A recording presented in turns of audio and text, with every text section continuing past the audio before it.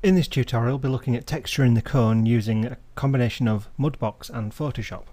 So we're going to texture the higher resolution cone, not the lower resolution, and if you've gone through the UVing you should have all UVs now ready for your cone. I'll just look at my UV editor and you can see I have my kind of cone layout here. Now in the UV extra tutorial you can see that I added some extra edge loops to the actual cone central bit, just so I know where to put the white label as a guide for Photoshop. And you can see that in my version I don't have them currently because I didn't want to add them as extra geometry. I just needed them as a guide for my UVing. So actually using Mudbox, now you may have Mudbox 2016 installed and I don't currently have that. You may have the option to send to Mudbox. This is something, according to Autodesk's website, that's not automatically added to Maya LT, but there are instructions online if you do search to enable send to Mudbox within Maya LT. Like I say, I'm not using 2016 so I can't do that, but what I can do is I can export this as an OBJ. So just selecting the mesh you want, I'm going to go to File and I'm going to go to Export Selection, and we have choices of FBX, Maya LT or OBJ. Now I just want the mesh with its UVs, so I'm just going to send the OBJ export over, and you can see I've already done this anyway at an earlier stage. So if you save that, then what we can do is we can open up Mudbox. Okay, so with Mudbox open now, we're going to go to Import and we're going to find this cone export here. Okay, so that just brings in the cone. Now the issue we do have with Maya is the actual scale is slightly off. We can see that this scale is quite small, the cone. What we can do in Maya LT, we can actually take our cone and we can scale it up 10 times, and then we can re-export the selection.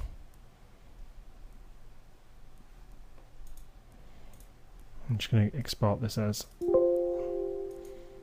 over the top of the original, and we can always just then take this one back down to its standard size of scale of 1. Okay, so in Mudbox let's just select this object. Now hopefully you've gone through the Mudbox tutorial or you're already familiar with Mudbox. If not, what I would do is I'd stop now and actually look through the introduction to Mudbox tutorial, because I'm not going to be going over all of the features of Mudbox. I'm going to be working slightly on the fly and giving you little reminders and also little tips as well on how to use the software. Okay, so let's go to re-import and we'll go to the cone again, and this has brought it in much larger. It's just a bit easier to work with, especially when you're sculpting. Now we could divide this mesh, just press W to show the actual mesh itself. We could subdivide this, so Shift and D, but you can see it as actually dividing the model, so we really want to keep it as our standard resolution that we already had. So what we need to do is just go and drop down the level, but we still have this higher level in here, so I can go to mesh and I can do delete highest level, and then we can't go back up again. Okay, so we're at our base level, so we want to start texturing. So before we start texturing, we could add, what we want to do is add a new material to it. So we're going to create a new material and we're going to go to Mudbox material, and what we'll do is we'll just change the diffuse to kind of like a red, and I'm going to go slightly off with the red, a bit more of a pastely tone. Click done, and we're going to leave all the other settings just as they are for now. We're going to call this material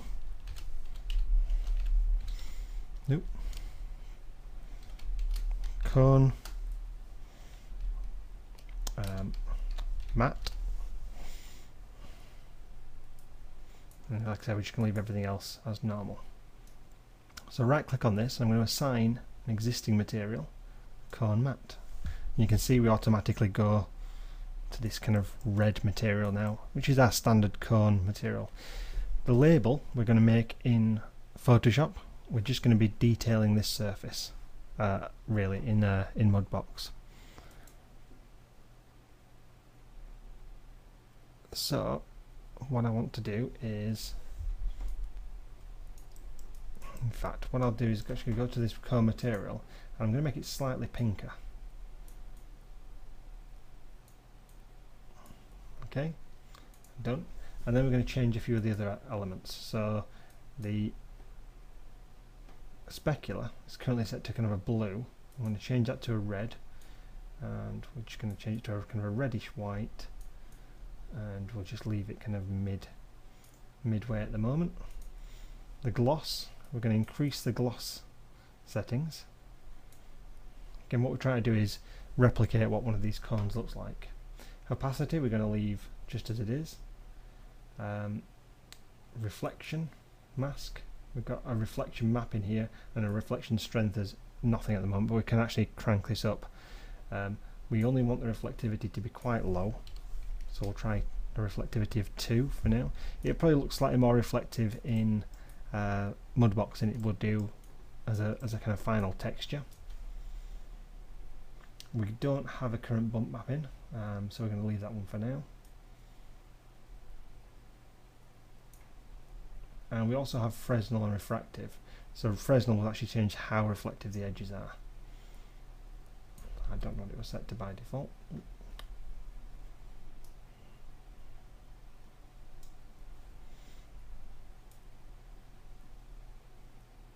So we can actually change how reflective our object is. So these are kind of choices you're going to have to make yourself. Okay, so the next thing we're going to do is we're going to add a paint layer. So we're on paint layers. We're going to click OK, and we're going to do a 2048, which would be a bit of an overkill for this. Really, we're probably going to be talking 512 or 1024 as a map. But I'm just going to show you the higher resolution, as we can always save it out later as a lower resolution. So you're best giving it at least double what you really need, so you have that option to kind of have the higher resolution but then scale it down. Okay, so this is our diffuse, and we're going to click on paintbrush. We're going to find one of our reds, kind of like original red, and we're going to flood that paint layer with that red, so it's slightly darker. That will actually go slightly lighter than that. We'll reflood it. Okay, so now we have our kind of red base colour. What I can do with this now is, if I want to, I can start find the erase.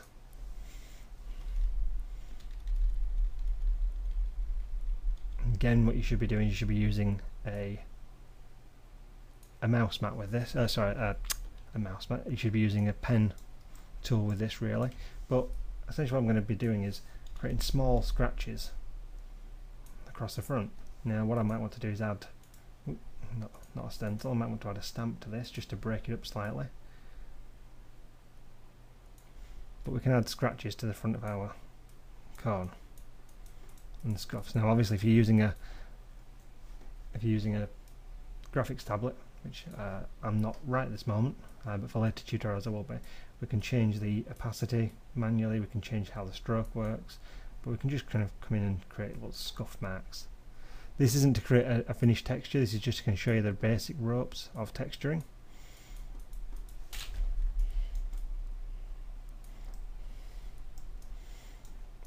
Okay, now if I add another layer, and we say this time we're going to add a bump map, or we could add a normal map to this. We're just going to add a simple bump map to this to start off with. You can see I can start actually painting in, I should be able to start painting in bumps into this. So for painting our bump map, we're on the bump map layer at the moment. As you've already probably read in the documentation and seen in previous tutorials, a kind of standard layer for a bump is 50% grey. So if we go to our numerical value, RGB, and we set all of these to kind of 5,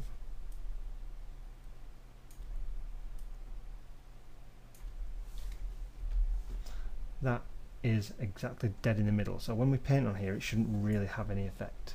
Now if we go further towards the white, when we start painting, we should see a bump map, although we're not for some reason. It could be a strength.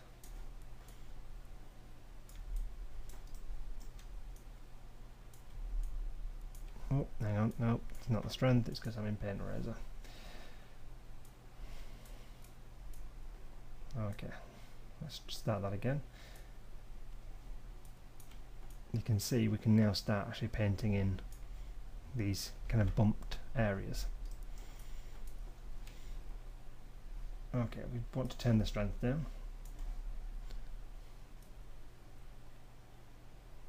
And we probably want to turn, this should be bumping out. As you can kind of see, it's sometimes a bit tricky to see which way it's bumping. And go to the darker, and that should be bumping in. And you can see actually it's bumping quite in at quite a level really, this. So what we'll do is we'll lower our strength very low. And we can add these scratches in here. So I'm just painting over the top of the original scratches that are there.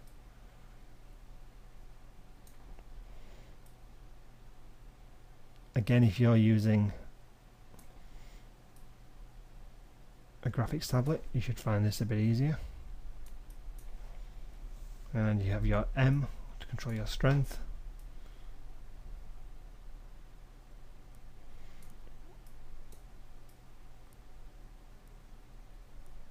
So we're essentially going for I think where we've actually kind of bumped through the bump map there. We can add multiple bump maps. So this could be our scratch bump map.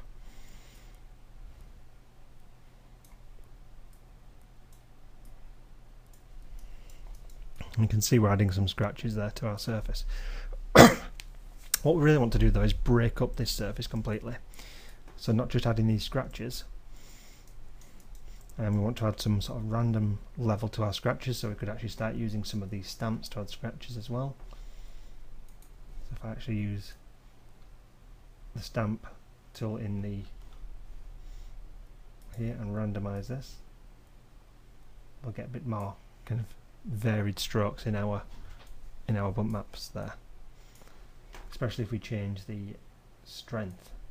So if we put quite highly randomize the strength, you can see that it'll have little soft areas and little lighter areas. So as far as kind of actually looking at the real world and looking at real surfaces, this is what you really need to do for kind of texture. You need to look at how the scratches will appear on the cone. So the next thing we're going to do is we're going to add a new layer, and we're going to add a new bump layer.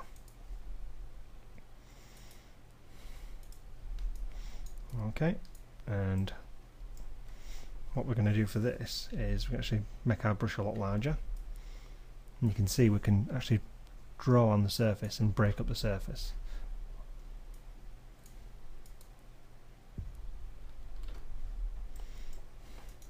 Now you should be able to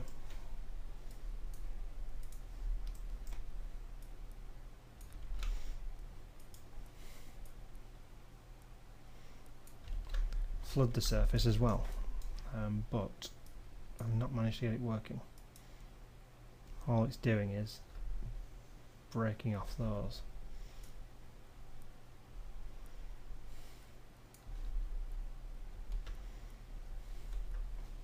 So what we'll try and do instead is we're actually going to add another layer. We'll get rid of that layer, and we're going to try and add a normal map to this.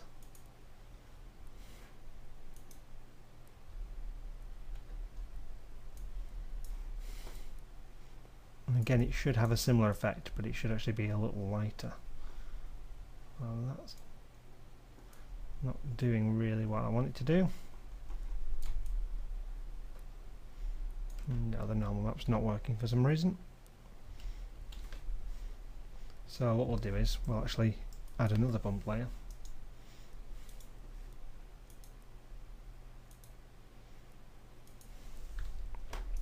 And rather than flooding the whole thing, what I'm going to do is just turn make my brush a lot larger. Make sure my strength is pretty low.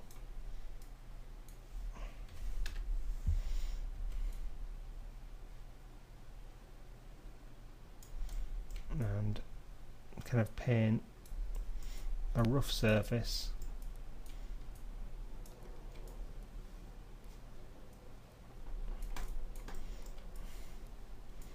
around the whole thing.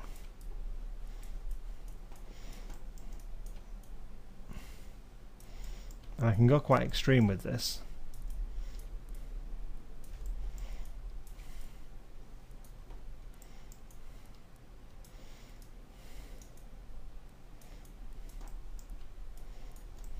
Because what I can do is I can actually turn down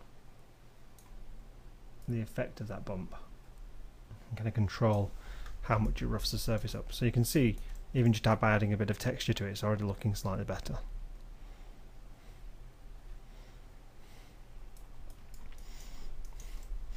Okay, so in the diffuse layer we've added those scratches, and we could add another diffuse layer, or we can keep on building onto this one.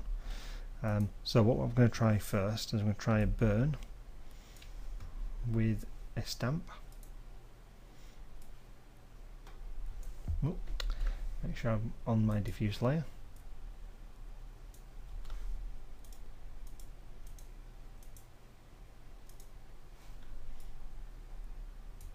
And that's a little too heavy.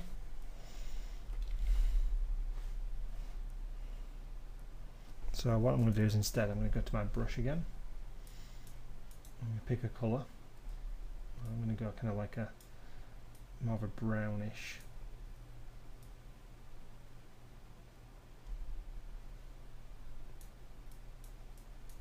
Reddish road dirt kind of tinge.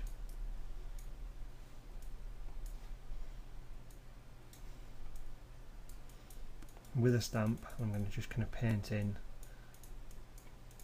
this bottom. In fact, what I'm going to do is I'm going to get rid of that, and then I'm going to create a new paint layer.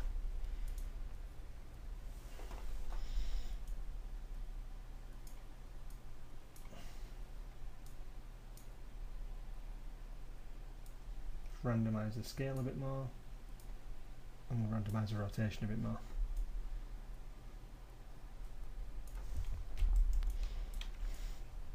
So we get a lot of road dirt at the bottom of this cone, whereas opposed to these edges they're probably going to take a bit of wear and tear.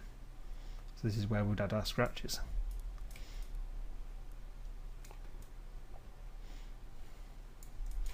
And we can kind of come in and change our brush size,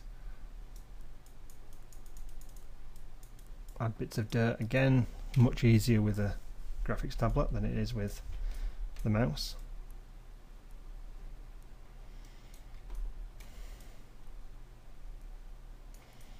And what I'm going to do is make certain areas slightly darker and certain areas slightly lighter. In fact, what I'll probably end up doing is rubbing out a lot of these ones on these edges here, so I can just kind of come in and build it in. And then what we can do is we can either add a mask to this layer,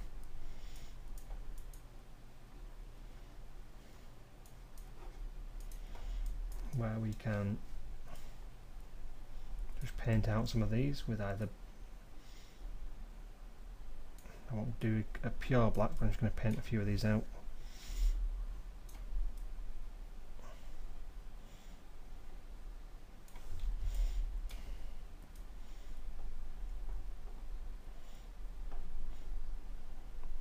Again, with assets, they tend to be actually textured very quickly, and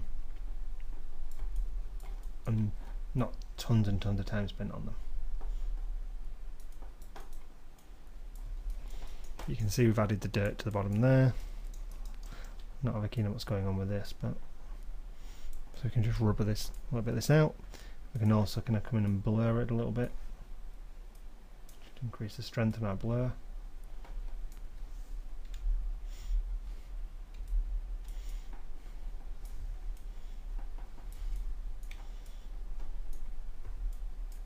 Oh, that's the mask. That's why it's not doing anything. It's doing too much.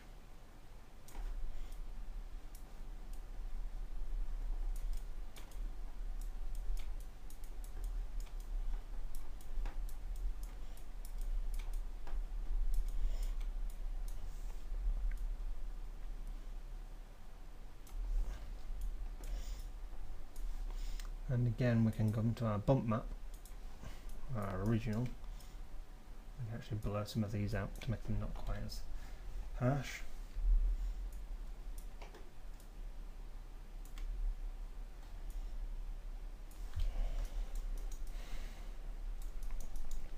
So again, coming back into our bump map here,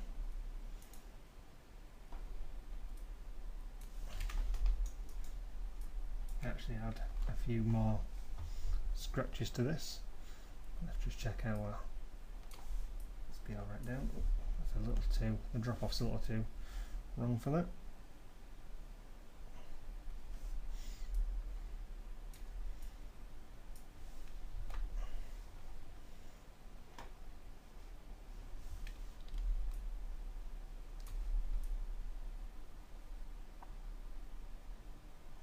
Rough up a few more of these edges.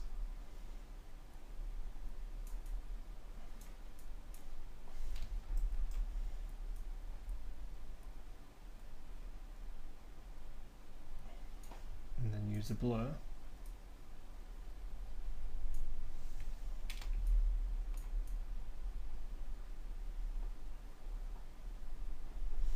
You can see if you spend quite a bit of time on it, you can actually get some really nice looking effects.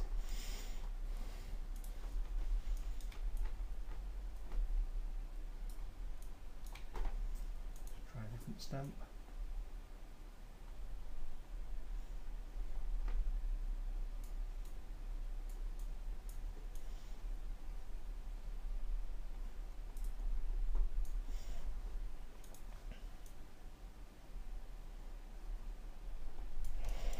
You can see you can start actually adding nice effects into here.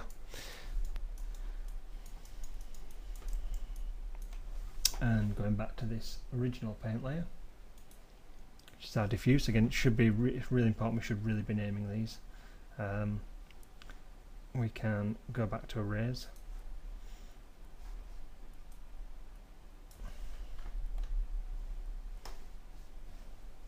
change the brush strength,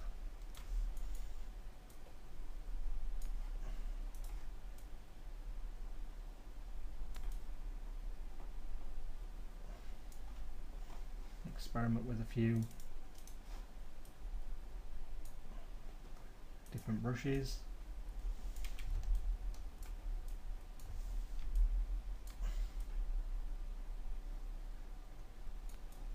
You see, got like this kind of scratchy effect here. Okay, and one thing I did want to do, going into the top here, and I want it to go into the bump layer, go into our second bump layer, go into our paint and turn this quite down low. I'm just going to make the shape quite small at the moment. This is something I probably would end up doing in Photoshop rather than doing it in this, but I'm going to turn on steady stroke, which is going to show you.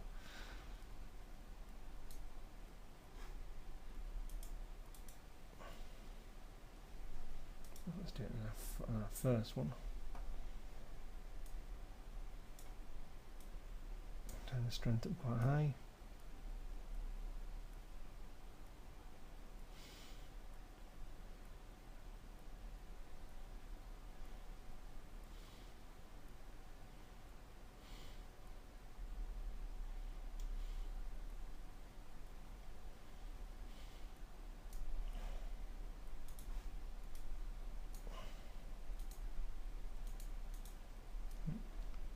Steady stroke back off again.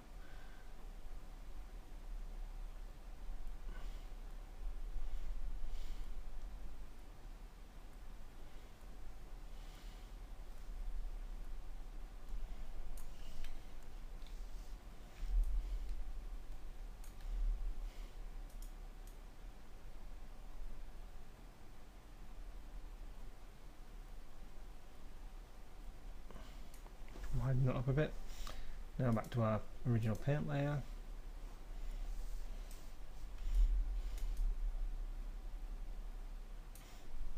Let's change our fall off to something quite abrupt.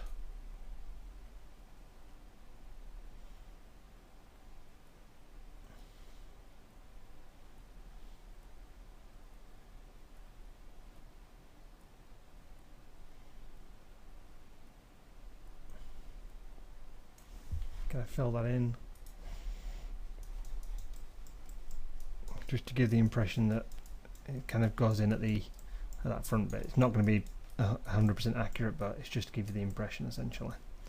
Okay, what we can do if we're working in a pipeline where we can kind of flick back over between Maya and Mudbox, we can now, if we want to send this to Maya as a new scene, let's just select that, make sure we select the mesh, and this is asking us where we want to set the texture paths to. So they're currently set to Mudbox data paths, and the channel names, default names here. We can just leave this default for now, as we'll be re-exporting that at a later date anyway. It's just so Maya knows where to look for the texture paths.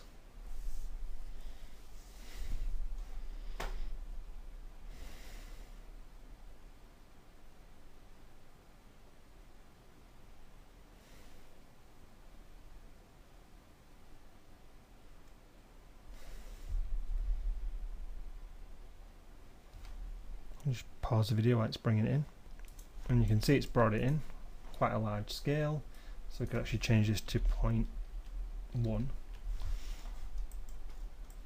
which is our original scale. Frame this, and you can see this is our traffic cone. It's not quite on the grid anymore, but again we can change that as well. The textures aren't there at the moment because they're turned off in Maya, but if we click on, we should see that we actually get all of our bump map and all of our kind of textures here, and we've got this scratch side here, and we've got the areas where it's kind of burning through. The only issue is the actual bumps don't look quite as neat as they did in Mudbox. They look a little maybe too heavy, but we can go into our material now, which has got all the reflectivity set as well, and we can go into our bump map, and we can change some of these sort of settings in our bump in here as well. But we can see that we have actually got the object in here, and it is textured. We've got the bump in the top here, and we can start using some of our own features within the viewport 2.0, like anti-aliasing, the multi-sample, anti-aliasing, ambient occlusion, and we can bring in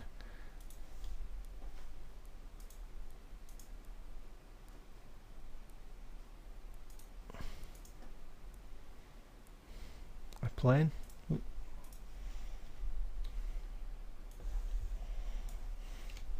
And we can do this with the viewport 2.0 kind of for testing purposes, where we can bring in a plane. We can see the ambient occlusion on the plane. Let's just turn off the grid, and we could start creating some lights for this scene. So create a directional light,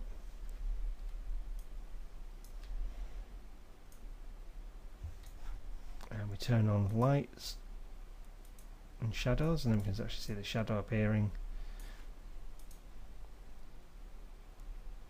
Create a point light,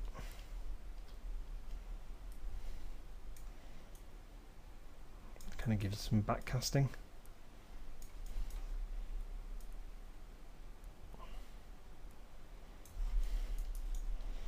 You can see we're starting to get a reasonably sort of realistic looking cone that would certainly be good as a first asset, and it's pretty low poly for what it is.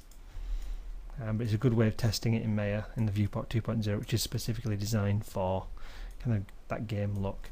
Now in Maya LT, once you go further down the tutorials, you'll see we'll be using the Maya LT's DirectX shaders as real sort of world game shaders as well. But this is really just at the moment just testing our texturing and kind of refining our texturing.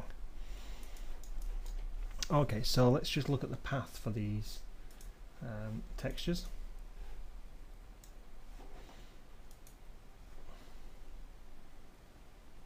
Okay, so the path for our texture is currently documents Mudbox data, and you can see we've got this this is a different material. These are the ones we're using, but this is the kind of our main bump and diffuse here. So what we'll do is we're actually going to open these within Photoshop and edit them. So we have our textures opened in Photoshop, which we just navigated to them, and you can see we've got this rather odd shaped texture here. These are our sort of bottom bits, and this is the side of our cone. So what I'm going to do is I'm going to open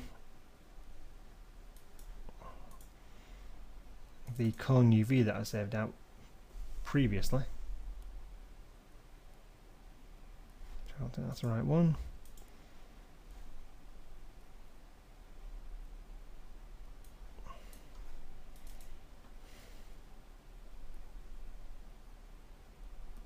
Let's just look at this. Where's it gone?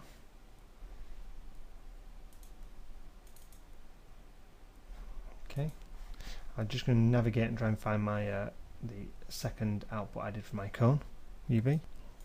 Okay, so I have the correct one, so I'm going to select all, or what I can do is I can actually name this layer UVs, and I can duplicate this one into my diffuse just for now. You can see I have these UVs over the top now. Now what I want to do is, just so I can see them a bit easier, I'm going to change the levels of my UVs and change them to complete black, and you can see we have the UVs. So this is the top bit of the cone. What I could do is I could come in and neaten this up a little bit, and what I want to do as well is I want to actually create this material, kind of like the signage that goes around the side. Okay, so I'm going to just create a rectangle for now, create a new layer, and this is just going to be kind of like a slightly off white. And I'm going to fill that with a paint bucket.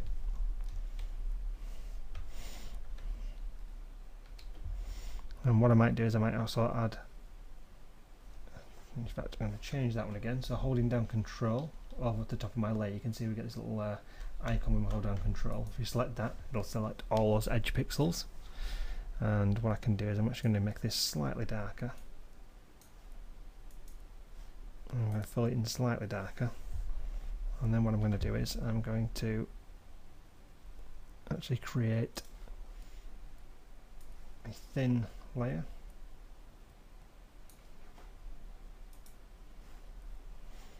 Create a new layer there. Come in and create a kind of more brilliant white layer for that. So it's just not just flat, we actually get some kind of patterning on here as well. So transform that, or now Control T. Again, there's the Photoshop tutorials if you do need them. Let's start up in this corner here, and I'm going to just move this down manually. So holding down the Alt button, just drag it out, duplicates that layer. If you hold down Shift, it will constrain that layer as well. Okay, then merge down. Do the same again, and kind of try and match it up by eye the nearest distance I can. Merge down, do the same again, merge down. So we're actually getting the pattern repeating more and more each time.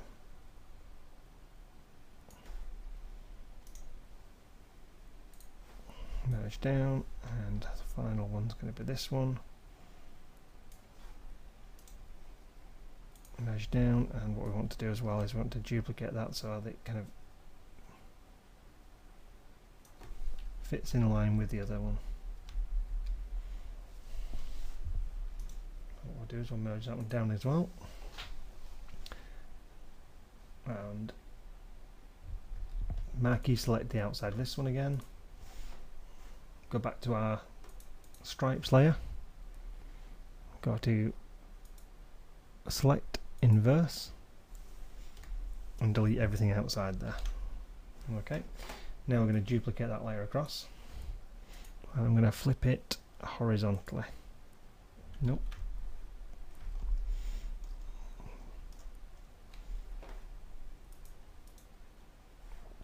flip it vertically actually.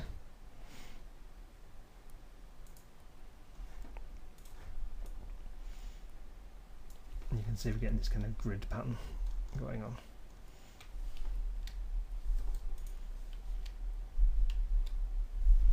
Like that.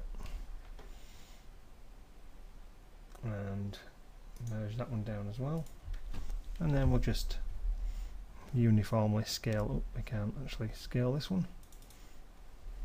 Because what we have is we have some areas off the edge. Let's just bring those across.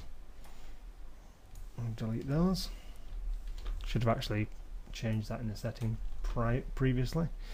Let's move it back to where it was. In the center. Let's scale this down. Widen it a bit. Holding down Shift and Alt will do both sides at once. And let's just kind of change the opacity on that slightly. And then we'll merge that down to make it all one object. So we've got this object now here, which we can scale up.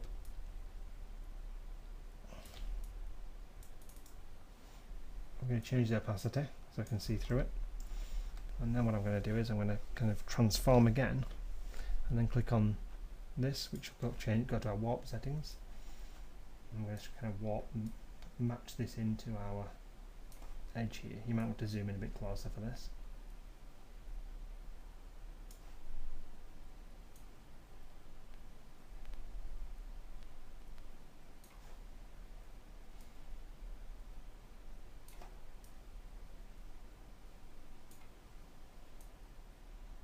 What we want to try and do is keep all of this nice and flat though.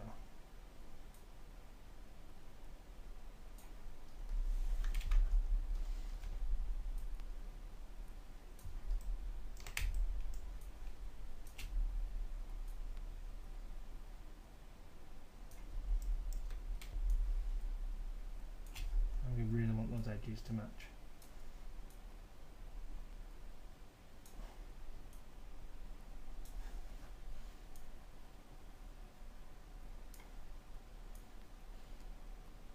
I'm trying to avoid deformation around the side.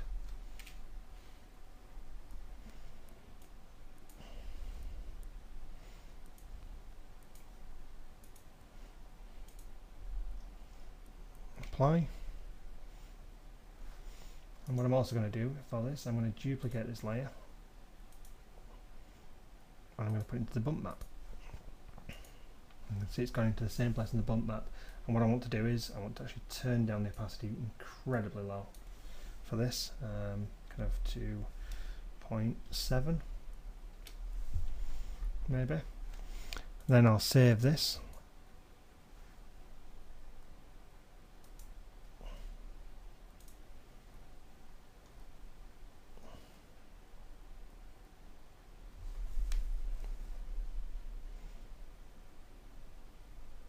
Just looking at the settings. Let's try again, save as. In fact, what I want to do is I don't want to save over my original. So I'll save this as bump map version 2.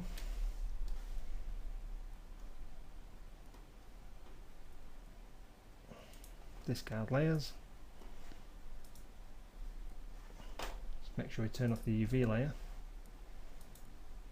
And we save this as diffuse version 2.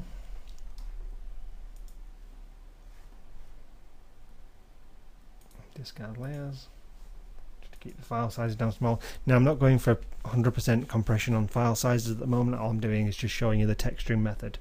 We will be covering exporting specifically as a separate tutorial. Let's go back to our cone and we're going to go to our diffuse. Let's just look to navigate to where that is, and let's go to diffuse 2. You can see we get that pattern. Now it's slightly off on the edges, but we can also tidy up our UVs as well, and it's just off where that kind of seam is, so we need to make sure that seam is kind of kept to the correct place. Let's go to material attributes again, and we'll go to the bump map, and we'll go to the bump map 2. and you should see the actual kind of pattern here on the bump map. Now what I want to do as well, I'm actually going to remove in the bump map layer where this is, I'm actually going to remove some of the background off here. So what I want to do is just select that layer, select the colour, and as a separate layer fill that colour. So we still get our kind of patterning. In fact, what I'm going to do is I'm going to bring this up a little bit more to 10, and I can change some of the actual adjustments. I could adjust some of the levels in this, actually remove some of the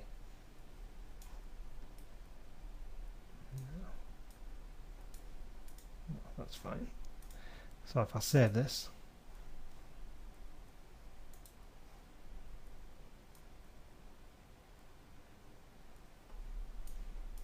cancel that, make sure I save it as, and save over the top. Bump map 2.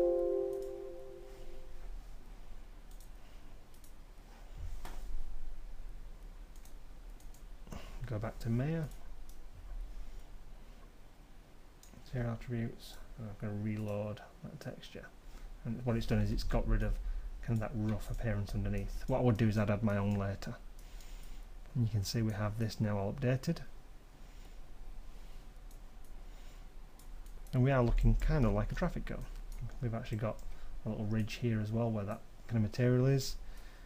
It does need some more work, but that's kind of the first step of the texturing. The final thing I'm going to do for this is just add something else into our kind of bump map here. And what that's going to be is I'm going to open a file that I saved, and that's saved in the traffic cone. No, it's not. You should actually find it in the traffic cone, and this is going to be this kite mark. So I'm going to open this kite mark.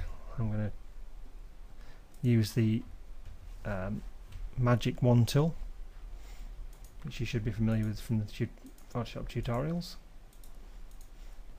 I'm going to just select all of these sections here, open my background, and delete all the white. And then I'm going to go to Edit, Image, Trim, and Trim to Transparent Pixels, and it'll just trim the edges that we don't need away. Copy that and I paste that into my bump map. I'm going to kind of bring it into here, scale it down quite small, not that smaller, rotate it around, and then select this whole thing. Some of the actual information's kind of vanished, it's not really selecting this anymore, so we're going to just leave that. Create a new layer, and what I'm going to do is make sure my RGB is, make sure we are on kind of 50%, which we were anyway, and then just bring it slightly out. Fill that in over the top. Get rid of this one, and we can also then control kind of the bump level on this. This is just a British kite mark. We could actually now bring in some text as well.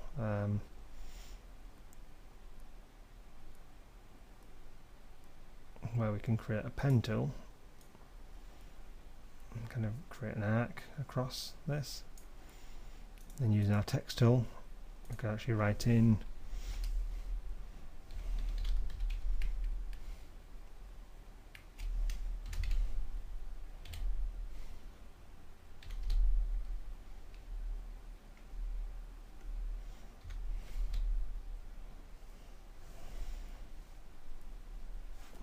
just go to our paragraph. If your paragraph window is not open, make sure your paragraph window is open. So that's our character and paragraph. We're just going to change the size of this.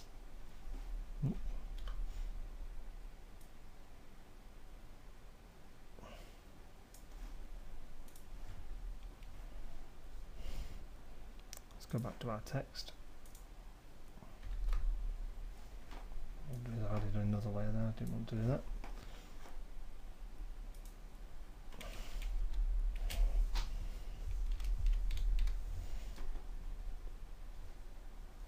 So right, British safety mark. Knock the opacity back on that as well. We could add a number up the side if we wanted to. And then we save as bump 2.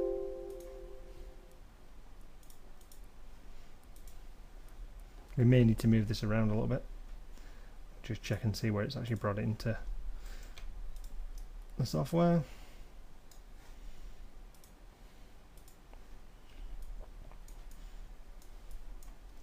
Oh, that's brought it right around the back, unfortunately, which means our texture's around the front, so we need to kind of rotate this round, which isn't a problem. We just select both layers. Again, what I should be doing is naming these Photoshop files as well.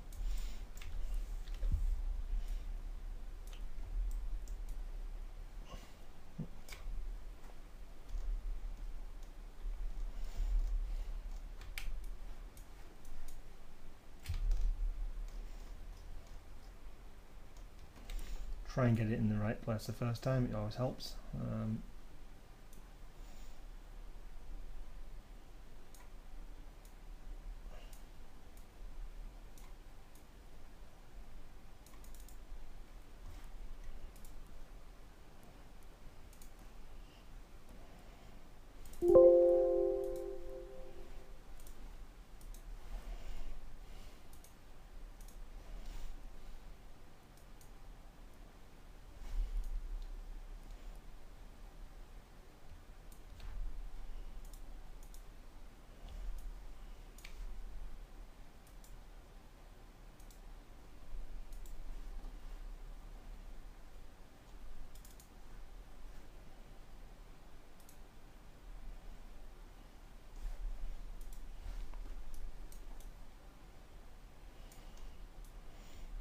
Okay, that's quite strange, it's brought it around the other side, but you can see the actual mark is there. And what we can do as well with this is we can duplicate layers, we can send these over to the diffuse.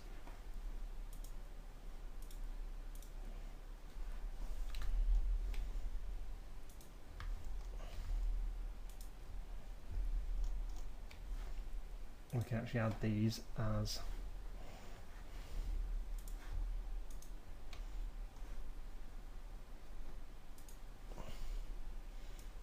kind of a lighter pink.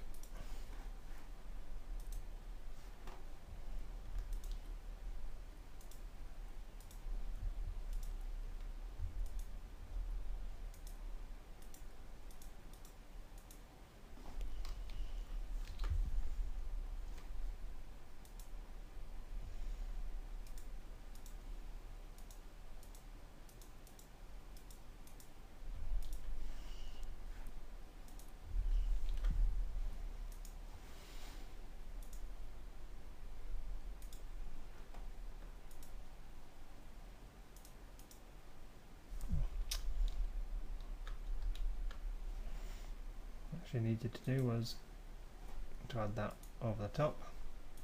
I can delete that one, delete that one.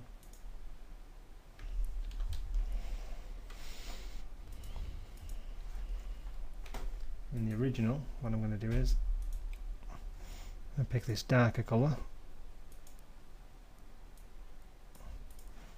kind of like a grimy brush.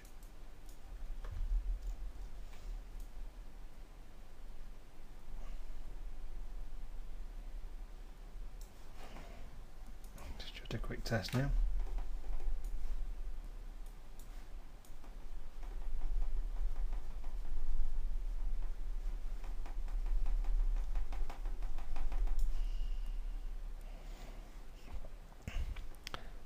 If we save this as diffuse 2, turn layers off.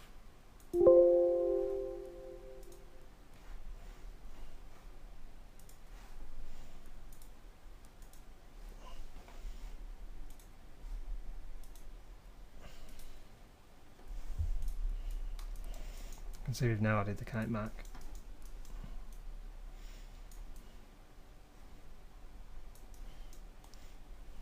Like I say, it's got a little bit of an issue here where the matching up goes, but we could actually make this into a feature where it's been wrapped around.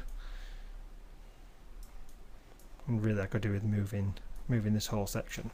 We can send this back to Mudbox. We could actually ask it to update as current scene.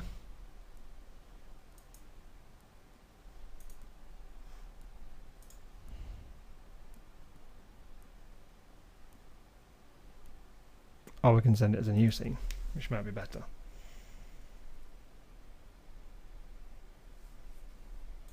Save our original scene.